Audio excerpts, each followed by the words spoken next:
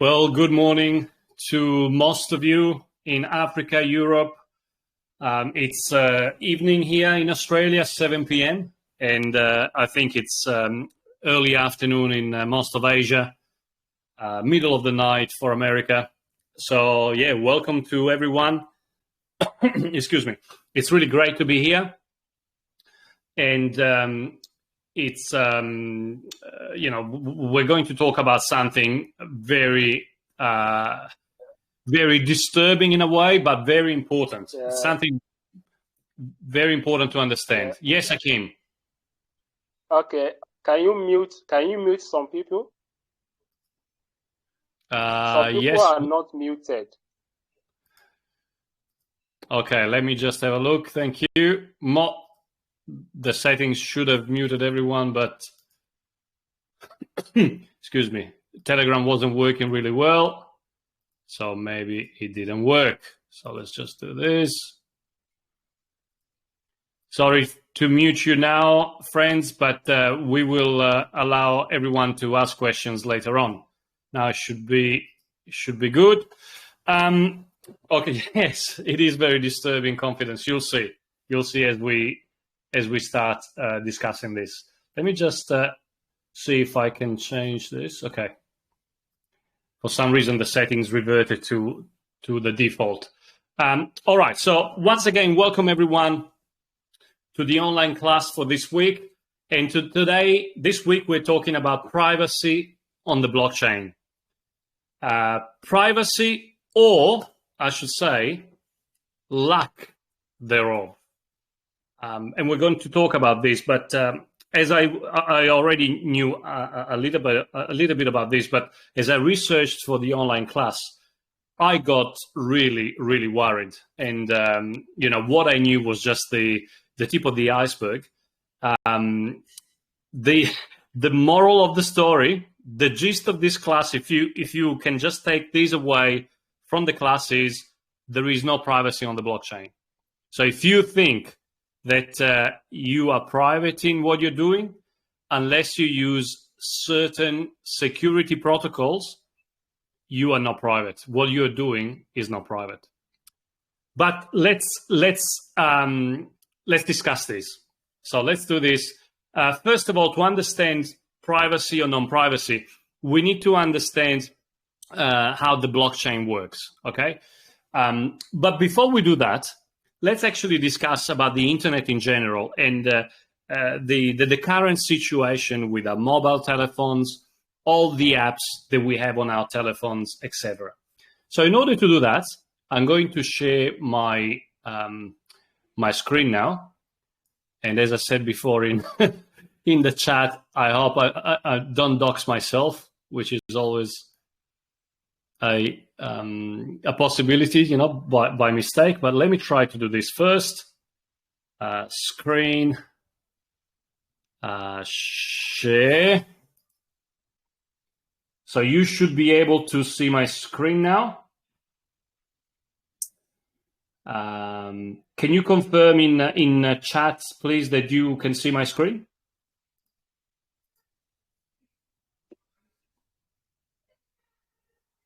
Can you guys see my screen? Thank you, Kryptonian.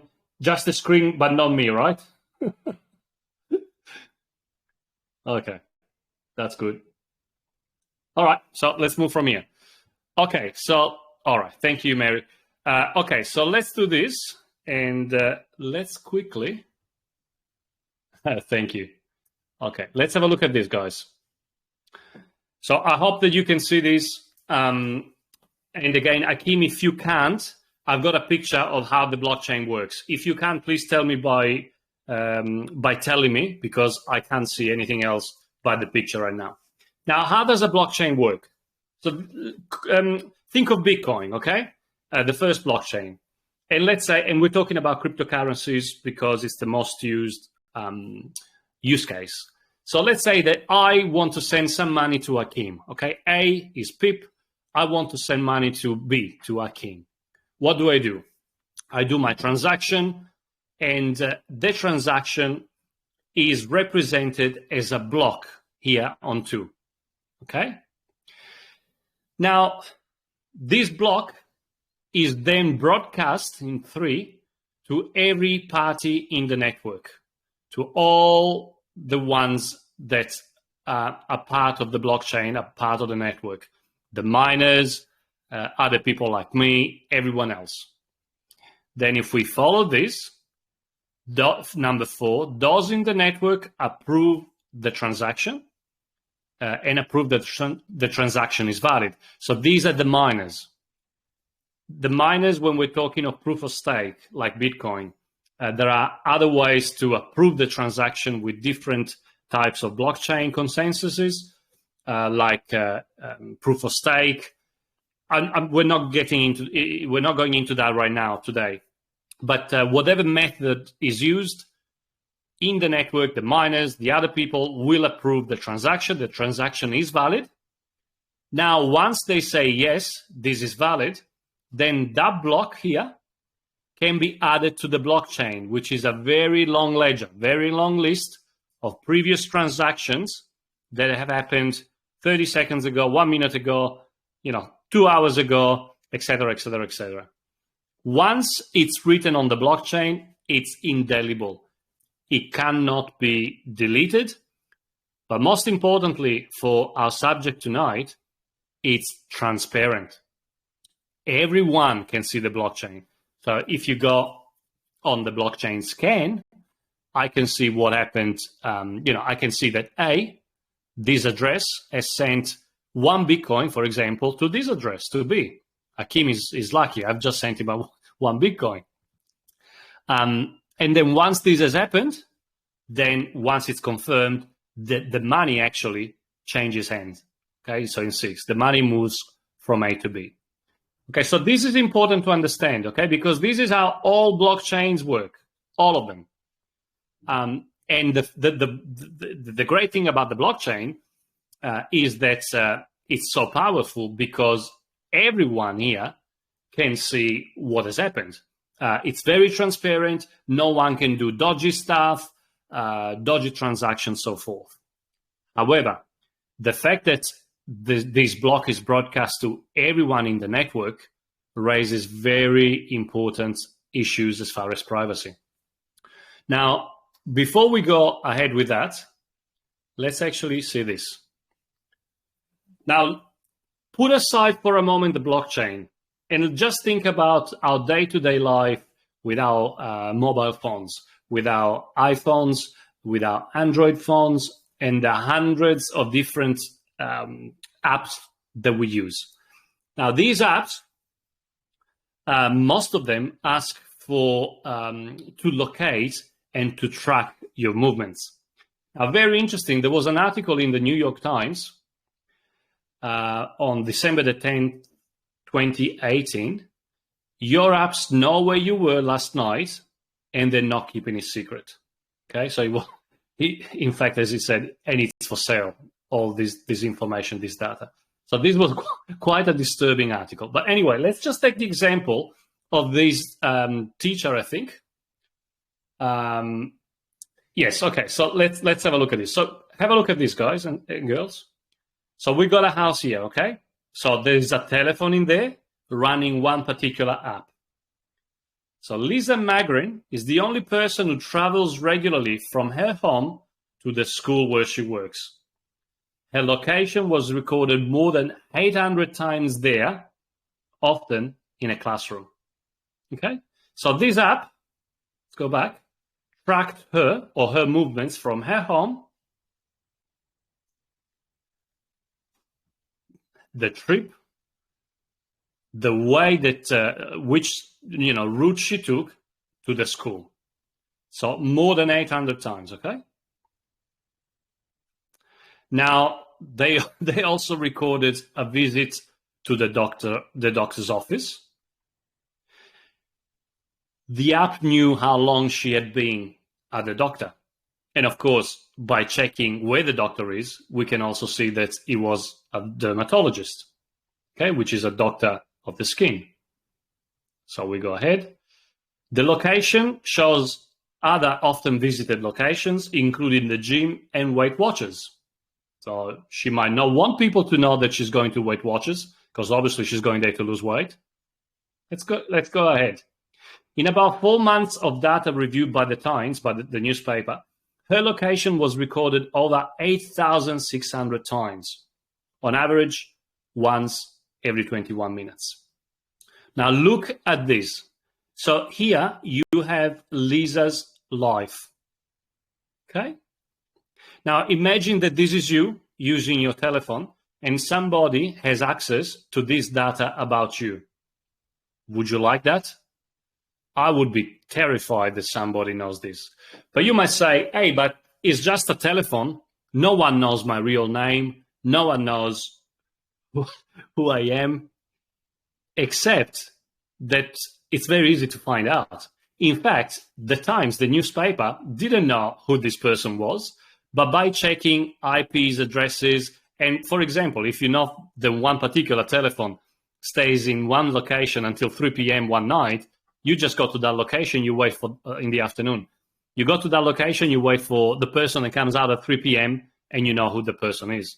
So this is how bad privacy or lack of privacy is right now with our telephones.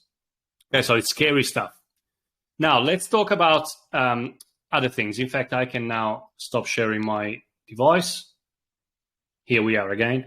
Now, remember the blockchain that we discussed, how the blockchain works?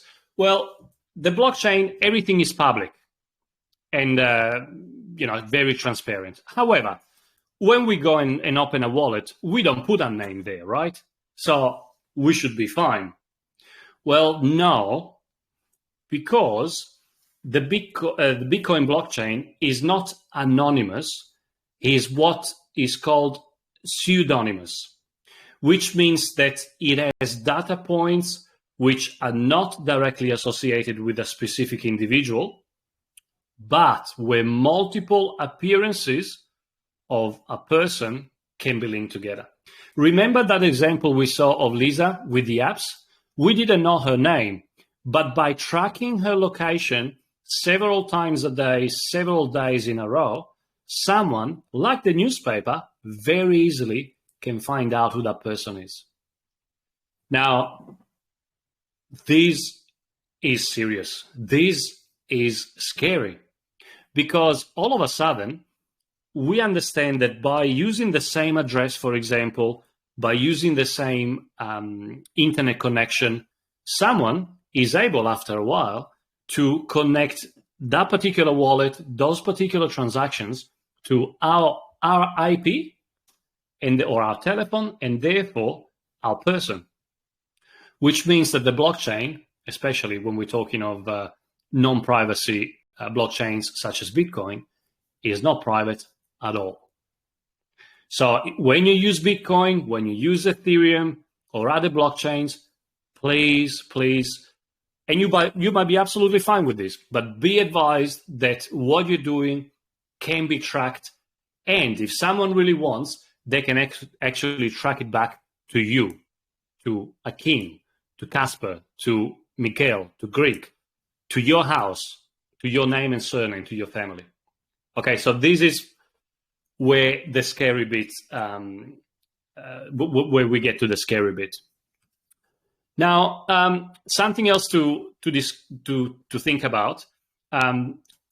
How, is this just science fiction? Can people actually track you? Well, yes.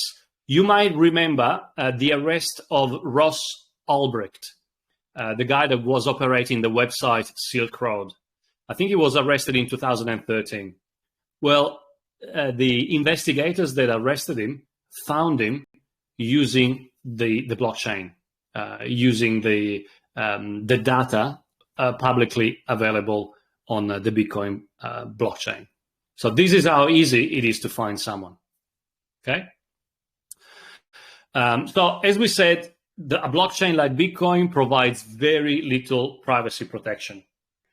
And that might be fine for you. You might say, hey, but I haven't got anything to hide, which is okay. However, do you want people to track what you do with your money? Would you like someone from your bank or someone that you don't know or someone from the government next to you every single minute of the day and night, checking what you spend money on, how much you spend money. If you want to buy whatever you want to buy, checking what you're doing. Personally, no, because that's my private life. Privacy is a human right. Why would I show, even though I'm not a criminal, but it's still my privacy. No one has got right to see what I'm doing. Therefore, some people already thought about this a long time ago, and pretty much right after Bitcoin came out, certain protocols to hide the transactions, or to hide where the transactions originated from and went to, were born. And they are the so-called privacy coins. Now, what are privacy coins? Well, privacy coins are cryptocurrencies like Bitcoin, but they preserve anonymity. Therefore, they preserve your hiding who you are, and they do that by blocking the flow of money across their networks. They make it difficult to work out who sent, how much the person sent, and to whom they sent that particular amount of money or cryptocurrency. Again, we're not talking about doing dodgy stuff here, guys. Money laundering, it's wrong. We are here, we are law-abiding people. We're just talking about privacy in general. So how do they work? The most famous of the privacy coins is undoubtedly Monero. And how does Monero work? Well, it's private by default. So you cannot change the fact when you use Monero, you are hiding the transaction. And Monero uses a one-time stealth address for each transaction. It uses ring signatures, which group all the transactions with fake transactions, so that it's difficult to work out which transactions are legitimate, which ones are real. And they also use another protocol called Ring City, which hides the amount of Monero that is sent in a transaction. So all these techniques put together try to make that transaction almost invisible. So although there is a blockchain and everything, you don't know which one is the real one, how much money was sent, and which addresses are real and which are not. Now, as you can imagine, governments don't like these things too much, because we are here talking about these things, and we are not criminals, we are law-abiding citizens, but there are also a lot of very bad people in the world, a lot of criminals that are always trying to find ways to launder money. And when Monero came out, I said, great, so let's start using Monero. A lot of the scams and blackmails, on the internet, they ask for Monero to be paid in Monero, etc. So it's the ethical dilemma here is still pretty much alive and is still to be discussed. Should it be allowed? Should it be legal? Should not be illegal? Well, in some countries, they are already legal. For example, myself here in Australia, I cannot use Monero. If I go to any exchange, I can't use Monero. I can't use any of the other privacy coins. Other countries still allow them. You need to check in your own country if you can use privacy coins or not. And just to give you an idea of the privacy coins that are out there in terms of capitalization, Monero is the first one. Zcash is another one. Oasis Network, Secret, Decred, Horizon, Keep Network, Pirate Chain, Mobile Coin, Status, Verge, etc., etc., etc. There are a lot of privacy coins, and they all do more or less the same thing. They hide who sends, how much is sent, and to whom it is sent. Now, once again, when we're talking about privacy coins, we always have to be careful because we need to make that distinction. We're not in any way condoning breaking the laws, doing money laundering, anything like that. We're simply discussing the protocols that are available and the fact that there are certain protocols which are not illegal in all countries, and they should be used only to protect your privacy and not for criminal uses. So yeah, there are many other protocols, many other systems to hide your identity, to hide your IP. For example, just using a VPN is not enough. If you're also using your MetaMask and you're connected with a MetaMask, you might think that it's enough, but that's not the case. And that's one of the things that I discovered doing research for this class. So personally, because of where I live and the fact that there's also a lot of people that are looking for people trading in cryptocurrencies to come and rob them in their houses and hold them at gunpoint and try to get their money, I'm going to up my security even more after this class. But yeah, pretty much this is what I found out as far as privacy on the blockchain.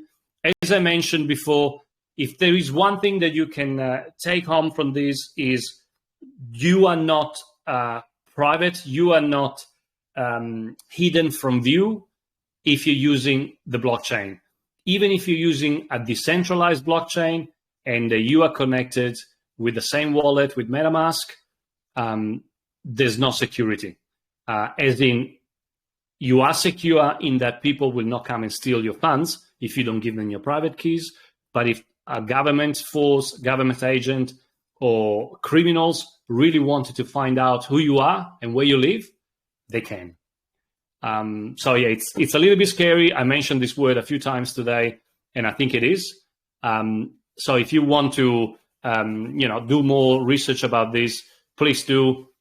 Yeah, I'm more than happy to share, in DMs or anything like that, even more practical ways to do this. But please remember, we're not condoning in any way illegal uses of privacy methods such as privacy coins. We're not condoning not paying taxes. If any of these ways, any of these systems are used, it should only be done to protect your privacy and nothing else. Well, it's a little bit earlier than usual today, but I pretty much finished what I had prepared. So please, if you have any type of questions about this, please raise your hands, friends, and I'll try to answer to the best of my abilities. Okay, we have Greek. Greek, you're unmuted. Very much, Pete. How are you doing? I'm doing great, thank you, mate. Yourself? Yeah, I'm very well. My question would be centered around what's it called? For most centralized exchanges, Yeah. For most centralized exchanges, there is an option where you can generate a new wallet address. Even though I've never used it before, you can generate a new wallet address, and when you send tokens, it gets to the same wallet, but you're using a different wallet address. Even I haven't used this before, but can this be? I don't know if you have, but can this be used? In the place of trying to be anonymous, would it have, let's say, different ledger on the blockchain, something like that? Okay, I think I understand your question, and I think it's a great question. I think it all depends on whether your account is linked to a particular IP address. So, for example, today, after we discussed this, after I researched this, I opened a new account on a centralized exchange using certain techniques that covered my IP. And now I know that account is in no way linked to my real IP address. And sorry, friends, for those of us who don't know what IP address is basically how can I put it? A particular, it's like your home address, but it's for your internet connection. So if you're at home and you've got an internet connection, you have an IP address, and it's basically always the same. Your provider, whether it is, I don't know,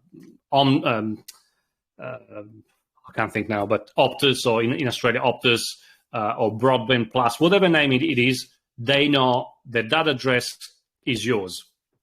So, Greek, if when you open your original account, you opened it without masking your IP, it doesn't matter how many new addresses you open, because the exchange always has the original IP. So they always have a way to identify it. And make no mistakes, if a government comes to knock on their doors and say, give us all the logs, all the documents you have, or you close down, they will give it to them. And your privacy goes out of the door. But if you, since day one, have started a new account and your IP is masked, if you did not do KYC, then by all means, generating new addresses is a good idea, and and probably good practice, I should say.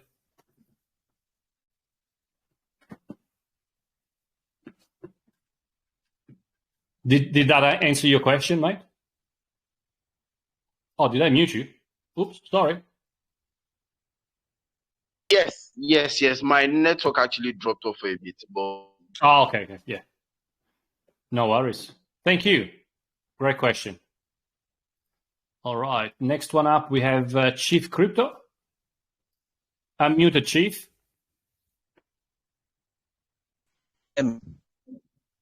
Hi, Chief. Hello. You're breaking up. My question is, can you hear me?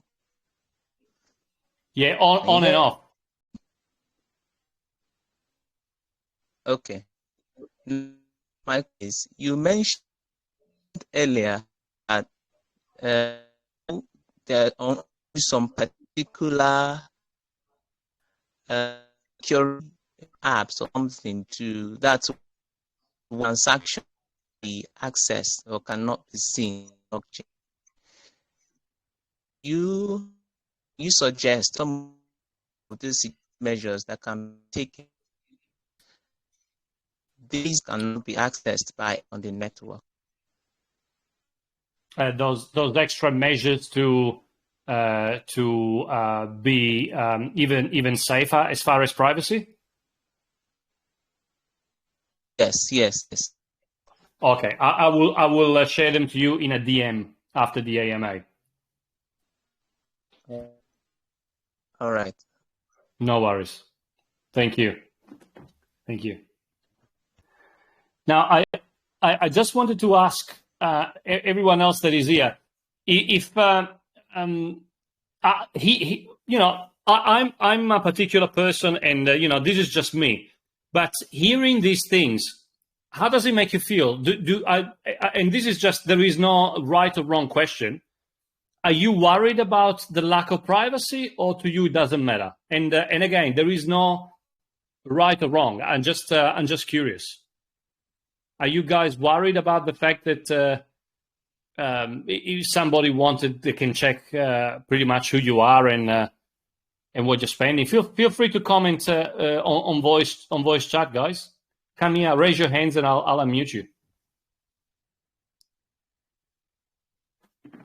Eric, unmuted. Yeah, so it's totally. See, I spent a decade with playing, Web 2 and all that, a centralized website, the starting days of Facebook when everything was Squire and used to just Facebook.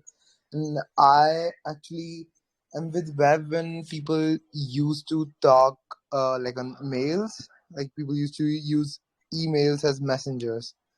So it's a great journey with internet till now, but you see, no one can possibly hide while they are on Web 2, because if you visit any website, on the earth, you have to give out your location just to get the data back. The company might not receive it, but some third party will, or the company direct will, but someone will have to receive your location in order to send the data back to you.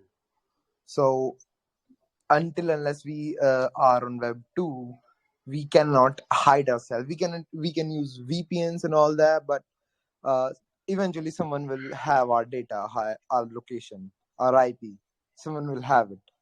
So the blockchain and the whole crypto thing is, websites are getting decentralized. So the website owner can't have the access to the main control panel. So the website owner can actually see where's the traffic coming from, or where's the origin IP of the certain traffic. And that just gives a lot of flexibility to the developers, and to the users too. If you are visiting a decentralized website, so you don't have to worry about giving out your privacy or anything. Even your IP address is safe. You don't have to give out anything, just a 12-word phrase, and that's it. No name, nothing. And it's a lot more complicated from a developer side, but on the user side, Web3 is going to be super awesome, because you don't have to worry about anything. You're not giving your bank details, you're not giving out your name, you're not giving out your address, nothing. Just a word phrase, and that's it. So I'm really excited about the whole decentralized thing. Because you see, there's this thing called handshake domains. Mhm. So till now, all of the domains are like netflix.com, netflix.io, netflix. Blah blah blah, netflix.net, netflix.org. So there is a there's a the whole company that handles and it's called ICANN. So ICANN can suspend any domain and can handle any domain. So if you go on a domain registrar and buy a domain like pip.com, so the ICANN will have the control over your domain, even if you have bought it, but they will still have the control over that domain, and they can block the traffic coming from any country, and they can totally have the control over your website. Even if you are getting like 1 million users, but you won't be able to control your website because you are not the owner of .com. So, and with the decentralized domain, the decentralized domain are NFTs basically. So what will happen is, the person will not own the NFT. No one will own the NFT. It will be over on a random decentralized address. So what will happen is, you can put your name as a domain. So you can write im.pip. So you can write anything. Like I can take the domain that hello there .eric.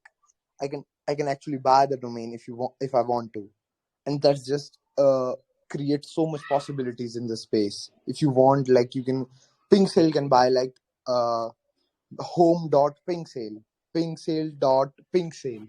That just create a lot of possibilities, Yeah. And Although, again, speaking about e-privacy, you wouldn't call. We were talking about this a few weeks ago. You wouldn't use your own name for a website address. Yeah. I'm just saying that you can use anything, and basically, no one has control over your website. So correct. Not even the owner can see where you are coming from.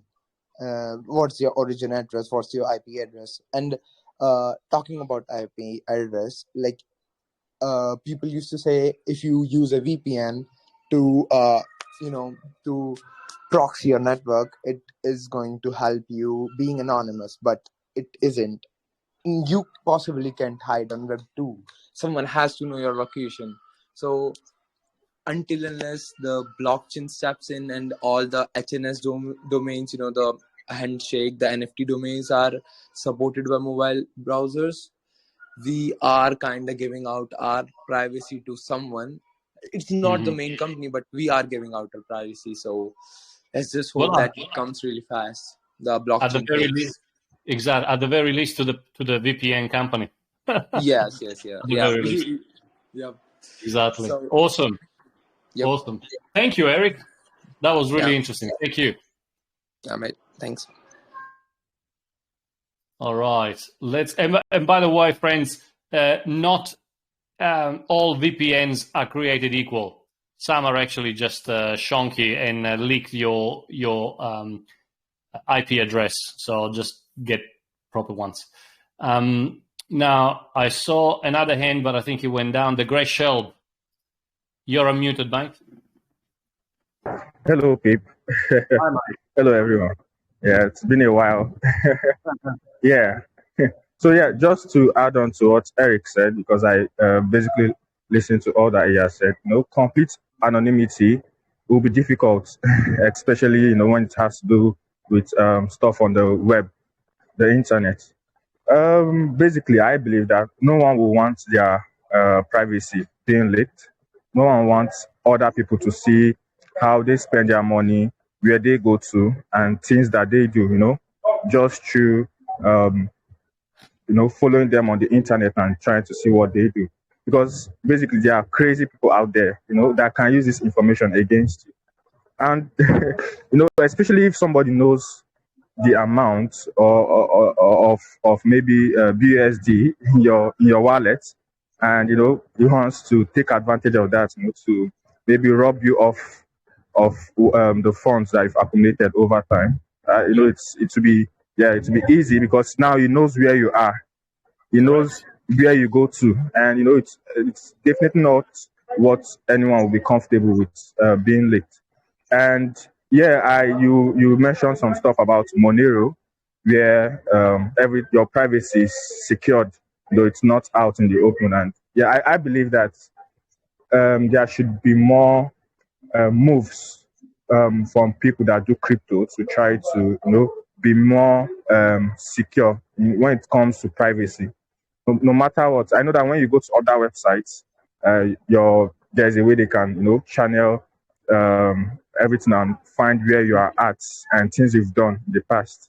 But if it comes to the internet, especially cryptocurrency, I believe that it's best when our privacy is secured, when it's not being left out in the open. Yeah, I agree with you wholeheartedly. Thank you, the Grey Shelb. And again, we're not talking about buying weapons on the black market. We're talking about things like that teacher. She went to spend money at Weight Watchers. Why should somebody know that she's doing that? She might be embarrassed about it. Why? I didn't authorize that person or that company to know about that. Again, we're just going back to the most basic, one of the most basic human rights, which is privacy. Chief Crypto, I'm muted again.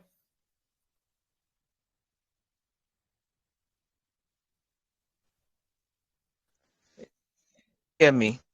Yes. You said earlier, before the VC started, you said it's like an horror movie. It's like right now you have any from your house, maybe have the hack on of your room. Another thing that people mind, things that online. You're breaking up, Chief. We can't understand. Sorry. Okay. It's breaking up really badly. All right.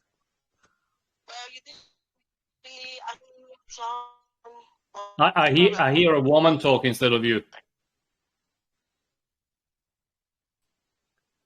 Oh. It's really bad network. Try again now. Can you? Yeah. All right. Can you hear what I'm saying? I can, but then it breaks up. Okay. Check my name. Can you write it in the chat, please? Can you type it in the chat, please? Because I really wanted to know what you were saying. I will. Thank you. Thanks, mate. Awesome. All right. Does anyone else want to participate or comment on this? My take on the whole situation again is I can guarantee I'm not a criminal. I pay my taxes, but at the same time, it scares me so much that if I don't use certain precautions, a bad person can find out how much, what my wallets contain, where I live, and come and help me at gunpoint. Or other governments, bad governments can come and check what I'm doing. I don't think it's right. All right, just waiting for Crypto to write his comments, and then I think we can conclude here tonight. And by the way, I'm going to put the picture of how the blockchain works here as a reference for you guys, girls. So I just posted the picture in the chat. Also, I'm going to put some of the links that I used as far as privacy on the blockchain. So I'm going to do that now. And this will be good for reference for you if you want to go more into details. You can go more and more into details, but these are just the basics. There you go. That's another link for you. So the first one, the privacy questions raised by blockchain, and second, what are privacy coins and are they legal? Nelks, I'm muted. Hi. Hi, mate. Yeah. Hi, fellow investors. So How are you? my point is, I'm good. Actually at the office, but I'm just paying attention to the class and it's going well. I'm enjoying it. So you mentioned about IP address, and I know that I work with a network company, so we design such things. Of course. We give the addresses to everybody on their mobile phone, wherever you're in on the internet, to be able to tell the person's location. And when the government asks for it, you can, with some papers and documentation, you can release the live location of anybody using their IP address. From my own point, I just feel it's wrong to me. I know it's the government that controls it, but to me, I don't like it. That's why majority of youths in Nigeria usually use VPN or something that change their IP address so you can get their real location. But apart from the fact that they have access to such VPN, from your own standpoint, is it wrong?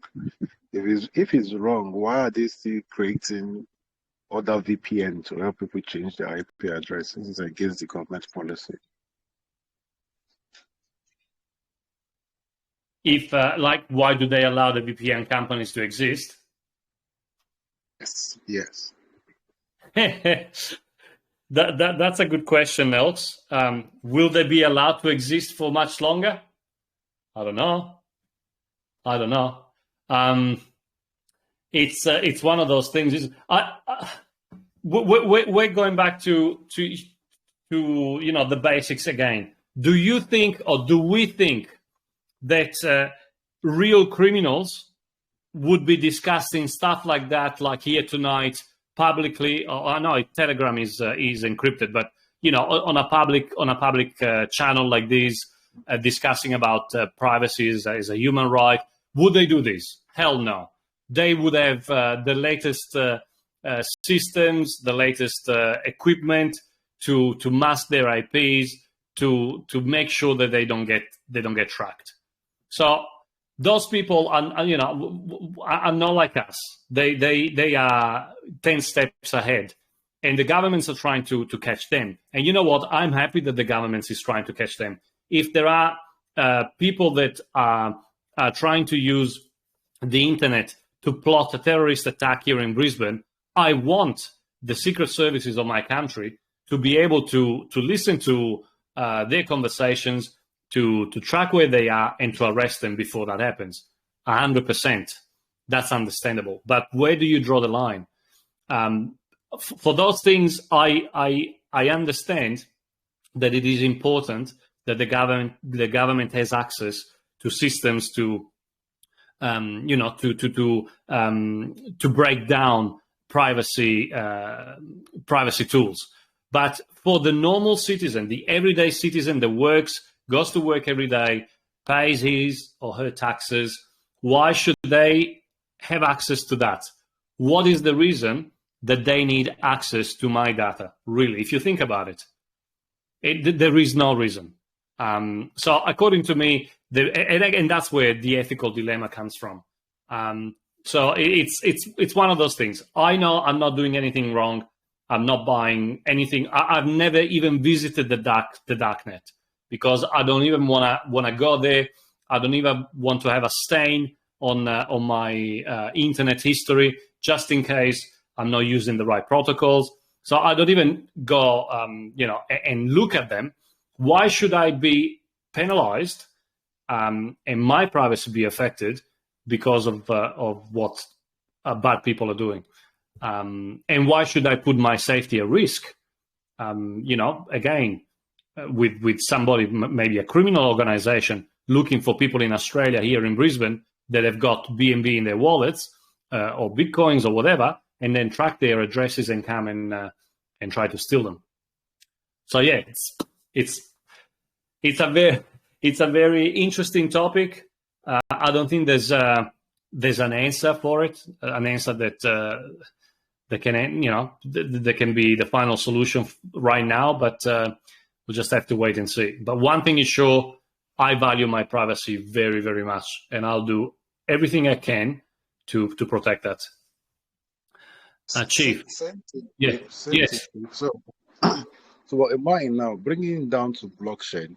I know it's decentralized. Transaction done on the BScan, you can get to a point. You can track it to a stage, knowing who did this or who did that. Before, I feel wallets are safe. Their privacy in the wallet, they are safe. Because if I don't give you my key phrase, you can't connect it to my wallet. But bringing the introduction of connecting wallets to other projects to be able to other blockchain platform or other launchpad to be able to get a particular airdrop or get a particular token, it comes now with insecurity. It comes out with violating privacy for me, because I've been rogue, I've been collected, my money has been collected clicking on the wrong link. Before it was not like that. So I was just wondering, since the privacy discussion, why do recent launchpad have to introduce connection of wallet, connecting my wallet to a particular wallet address to be able to get their token? It should have been the easiest way around, like before. Just look for the right wallet address, go to PoCoin or go to Coin Market, search for it, copy the link and buy your token. But now I have to connect it before I get what I want. So for me, it's no longer safe in regards to blockchain. Before, blockchain is safe, but now it's no longer safe. So I'm just worried. How long will it last? How long will it continue to be like this? Yeah, fair enough. And that's what what we get with Web3 and decentralization.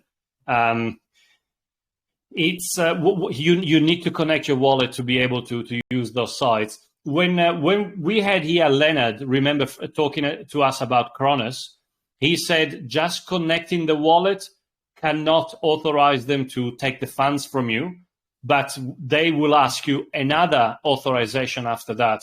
And if you click on that, then you will authorize them. But he said, I can tell you that just connecting will not cause you to lose funds in the wallet. Just the connection itself. Yeah, but yeah, you make a good point. Okay, thanks. I guess I should bring those points and those questions. No, thank you. You know what? And thanks for your, very, very first-hand perspective, because you actually work with IPs and telecommunications. So that was awesome. Thank you. Thanks, mate. All right. Let's have Crypto Legend. Unmuted. Thank you, Pete. Good morning. I want to ask something, because on my PooCoin, I have $36,000, which I don't have, but it seems scammers now use your wallet address to enter your BNB wallet. Because if you have some money in it and you try to use the fake money they send to you, the organic money you have in your wallet can go out. Yeah. What is that? Okay, I think, Crypto Legend, I think you're talking about a dust attack or a dusting attack, where you go on, you connect to PooCoin, and all of a sudden you find a lot of new coins that you didn't have before, and they're worth a lot of money. Is that what you're talking about? Not only even on PooCoin. You can even go to your Trust wallet and also see some money that you didn't know how it came about. All of that. Okay, so do not touch those, because they are fake and they are done by scammers. So that if you go and try to exchange for BNB, they will drain your wallet. So do not do anything with them. Just let them be. If you don't want to see them on Trust Wallet, there is a way to hide them, but they will never go away from your wallet on the blockchain. Just don't do anything. Do not interact with them. Okay, thank you, Pete. Because someone was crying, lost about $2,000 because he wanted to exchange. He was happy. Someone made a mistake. Yeah, I'm rich. All of a sudden, he lost his money in trying to exchange it. Yeah, thank you. No, it's they honestly they just try to to study every possible way to scam people. I found a link from the Binance Academy, and I just posted on in our chat, mate, for you. What is a dusting attack? Okay, so just have a look at that. There's also a video. Okay, I really appreciate it. Pleasure. Anytime, mate. Okay, Sophia. I'm muted.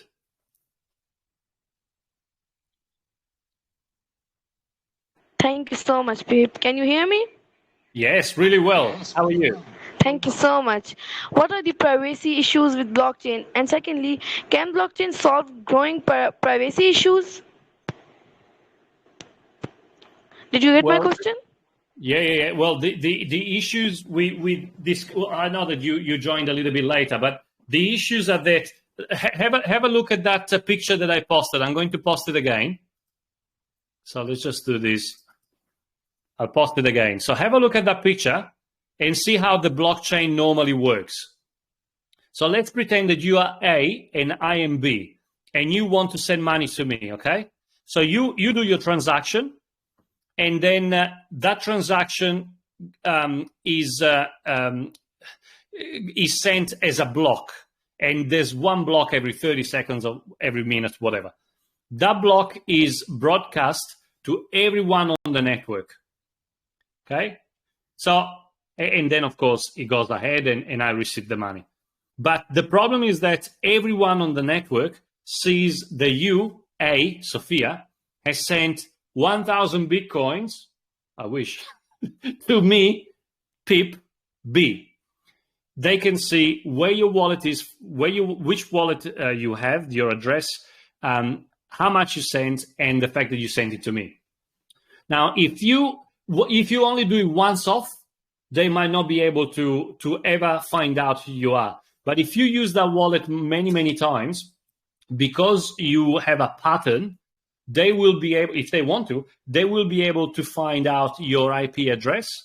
And with your IP address, they can find out where you are, where you live, and come and get you. So that's the main issue with the blockchain and privacy. And I can't remember the other question. Sorry. Thank you so much for answering me. If I have 1,000 Bitcoin, so I will give you 500 Bitcoins. Pray for me. Thank you so Thank much. you so much. Thank you so much for answering me. It's all right. Yeah, you like yourself. Oh.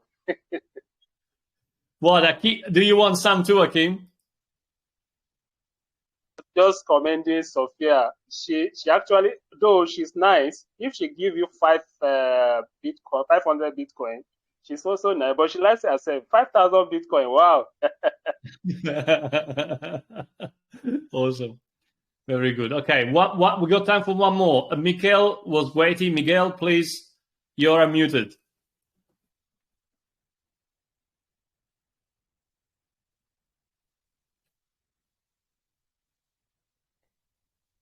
El Mania Miguel.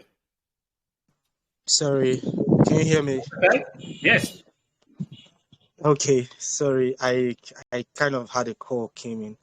So just a quick one. Like, I just wanted to ask, just to confirm, is it true or is it possible that when you try to copy a wallet address and you try sending it to someone, like, or you try posting your wallet address somewhere, and then maybe mistakenly you didn't copy the whole address, maybe you missed a letter or a number, and then you send. Maybe you're about to send money or you're about to transfer money somewhere and you just send. Is there a way that that money can be rectified back, or is it gone just that way? Do you want the good news or the bad news? Both. The good news is the bad news is that there is no good news. Once there is no mistakes on the blockchain. If you make a mistake and you send to a wrong address, it's gone forever. Wow. Gone forever. So it's you know what? It's similar. Honestly, if you think about it, it's similar really with traditional finance. If you need to send money by a bank transfer to a friend of yours, the banks don't even look at the name of the account anymore. They just look at the actual number. If you make a mistake, the money, is stays. We don't even know where it goes. The banks might be able to retrieve it. With the blockchain, there is no bank. There is no one in the middle. If you miss one letter, one number, the money is gone forever. Oh. It's really bad. It is really bad. It is really bad. That's why whenever I send money, first of all, I send, especially to a new address, or even if it is a lot of money and it's an address that I've used before, or I sent it before, I always send maybe a little bit of money, always first, maybe $5, $10, just to make sure that it works, everything is okay, and then I just do a copy and paste again. And then you know what? I check that number over and over and over. I honestly triple check it at least every single time. If it is little amounts, no. But if it is anything more than $50, $100, I do that all the time. Because any mistakes you make, that's it, you lose it. It's the same thing, Miguel, when you try to buy on pre-sale, on pink sale, for example, and we have people that they try to bypass everyone else and buy and send money to the pre-sale address, and then they, instead of the pre-sale address, they send it to the contract address, and they come to us crying, I just sent to BNB there. Is there any way to get it? And I said, unfortunately not. I'm really sorry, but that money has gone to the gods of the blockchain as an offering. It's never coming back. No one can get it. Yeah. You say it's gone to the gods of the blockchain. It's an offering. So the other day, my brother came in and he was discussing with me. He said there was someone who gave him an app. He forgot. He called the. Let me think. He called it Satoshi. The name of the app was Satoshi. So the app helps you mine Bitcoin. Like each day, you get 150 blocks, and you just keep receiving it once you tap on it, it keeps minting by itself, and at the end of the day, you just go there and then you just tap on it. So Okay. I was kind of like skeptical. I'm kind of skeptical about it. He's actually inviting me to come over to start doing it, but something like Bitcoin to just be minting just like that, like somehow Bitcoin the app is kind of secured somehow, because when I tried opening up the app, there are a lot of processes you go through, Face ID, it's just as if you're opening a Binance wallet. So it's really, really tough, but it looks legit at the same time. Yeah. I'm kind of still scared. Yeah, well, there is no way that you can mine Bitcoin on a mobile app. Put it simply, they might give you a little bit of Bitcoin because you have joined, and maybe they're showing you ads or things like that, and they might say for marketing it's like mining, but there is no way that that Bitcoin can be mined on a mobile phone, on a mobile app. No way. Yeah. Nice. Thank you. All right. Yeah, that's okay. Thank you, Miguel. Thank you, everyone. There's still lots of hands, but we're already late. Guys, thank you so much for coming. Where do you go from here? Honestly, if you start talking about privacy and things like that, we will never stop. As I said, if there is just one thing that we can all take home tonight after this is beware of whatever you do on the blockchain, because you are not anonymous. You are not anonymous. If someone really wants to check what your wallet is, how much you're spending, what you're spending it on, they can find it. So just be careful, guys. Keep an eye on that. And if you have any more questions, please ask in the chat. Always happy to answer. Maybe depending on my special guest for next week, if she's available, we will have the second part of NFTs. And she's an absolute expert, and she works in top-notch projects. If not, we can have a free AMA, so everyone can just come in and ask anything about the blockchain, about cryptocurrencies, etc. So we will have one or the other. And if she's available, we will do NFTs. If not, we will do a real ask me anything. Not personal, not to me, but anything about crypto. Once again, thank you so much. We have recorded the lesson. I'm going to post it and pin it. So if you were not able to be here at the start, please just feel free to watch it again. Thank you once again, guys. And don't forget, tonight, 9 p.m. UTC, we have the AMA here. I'm going to post it as well with Scorpion Capital Management. Do not miss it. We have a prize as well, $100. So please be here later on. Thanks, guys. Bye.